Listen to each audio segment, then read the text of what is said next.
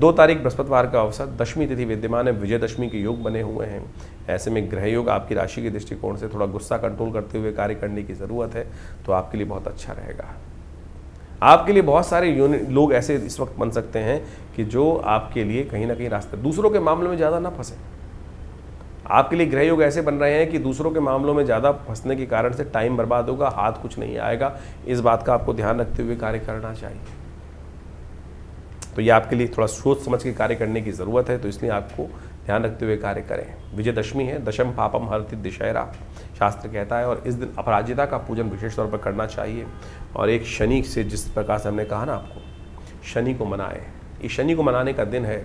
शायद लोग भूल जाते हैं, लेकिन शनि को मनाने के लिए एक अद्भुत रास्ता इस दिन शास्त्र में बताया गया है, वो अपना लेना चाहिए। वो हम बताने जा रहे हैं आपको। विजयदशमी के दिन अपराजिता का पूजन किया जाने का शास्त्र में नियम बताया गया है।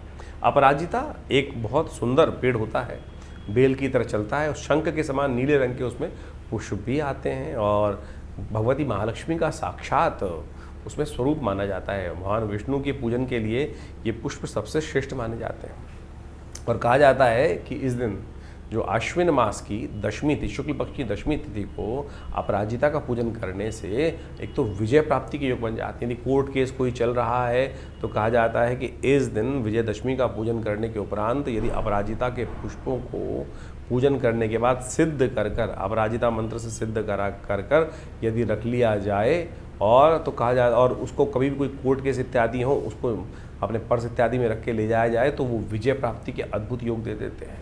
तो इस चीज़ को खास तौर पे उपयोग करना चाहिए। अपराजिता का पूजन इस दिन अवश्य करें। थोड़े से पंचोपचार पूजन, चावल, धूप इत्यादि, दीप इत्यादि ले जाकर आप जहाँ अपराजिता का पेड़ लगा हो आपके घर में, वहाँ उसका पूजन कर लीजिए। और इस दिन यदि घर में नहीं लगा है पेड़, तो पहले बीज ला के रख लीजिए। इस दिन अवश्य उनको अपने घर में रोपित करने का प्रयास करें। उस भूमि को पूजन कर अच्छा जल इत्यादि, खाद इत्यादि डालकर उसको रोपित करने का प्रयास करें। जल्दी बेल निकलेगी और भगवती महालक्ष्मी कृपा करने का योग भी बनेगा। विजयदशमी के दिन शमी का पूजन करने का भी शास्त्र में नियम है। शमी का पेड़ विशेष तौर पर शनि के साथ संबंध रखते हैं, और कहा जाता है शनि को मनाओ सदा सुख को पाओ।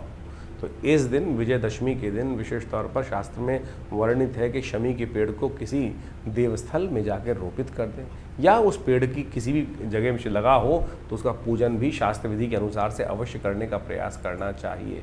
शनि को कंट्रोल करने के लिए, शनि के नेगेटिव प्रभाव को दूर करने के लिए ये बड़ा सिद्ध उपाय शास्त्र में वर्णित है। कहा जाता है कि इस दिन पान के पत्ते में शमी के पत्तों को लपेट कर हनुमान जी को अर्पित कर देना चाहिए।